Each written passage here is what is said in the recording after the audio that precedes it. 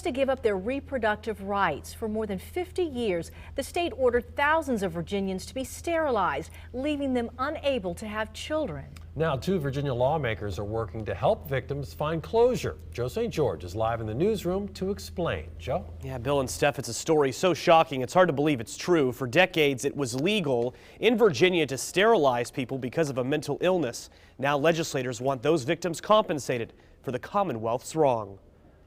After she found out that I was sterilized, she wouldn't have nothing to do with me no more after that.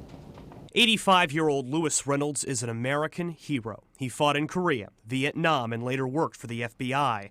And while Virginia found him fit for those jobs, at the age of 13, they found him unfit to bear children and sterilized him. Everybody got a family, and I want one too. My brother's got families.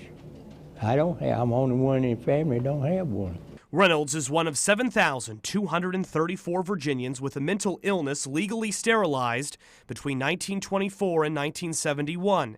In the 1920s, the General Assembly passed a bill saying, quote, heredity plays an important part in the transmission of insanity, idiocy, epilepsy, and crime. In 1941, doctors thought Reynolds had epilepsy, a disease classified in the same category as insanity at that time. I'm Sergeant Reynolds, retired from the Marine Corps. Tuesday, Reynolds brought his story to the General Assembly with Republican Delegate Bob Marshall and Democratic Delegate Patrick Hope introducing legislation that would compensate people like Reynolds. This Commonwealth owes a profound apology to Mr. Reynolds. About 10 years ago, Governor Mark Warner issued a formal apology. What we're asking for today goes well beyond just simple words of regret.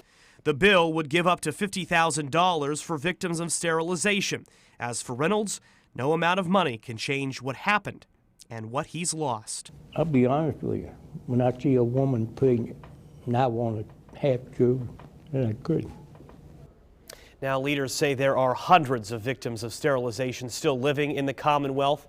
The Democratic caucus has endorsed the proposal. We are waiting to hear what Republican leadership thinks. Delegate Marshall wants $1 million set aside to help people like Mr. Reynolds. We'll continue to follow the bill's progress. In the CBS 6 newsroom, I'm Joe St. George. Bill and Steph, over to you.